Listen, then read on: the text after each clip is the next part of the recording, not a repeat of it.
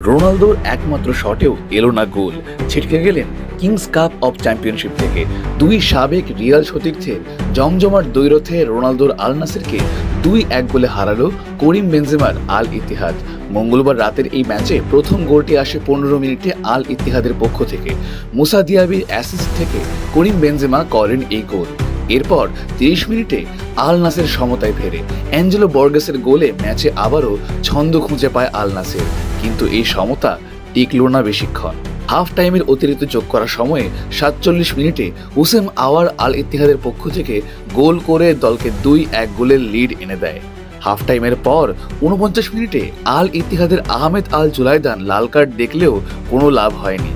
10 জনের দলই ম্যাচের বাকি সময়টা লিড ধরে রাখতে সক্ষম হয় এবং জয় নিয়ে ফেরে। ম্যাচে সব দিক দিয়ে সুপিরিয়র ছিল আল নাসের। 67% পজিশন ও 5টি অন টার্গেট শট নিয়েছিল দলটি, যেখানে আল ইত্তিহাদ মাত্র 3টি শট নিতে পেরেছে লক্ষ্যে, কিন্তু এর মধ্যেই তারা 2টি শটকে কনভার্ট করেছে গোলে।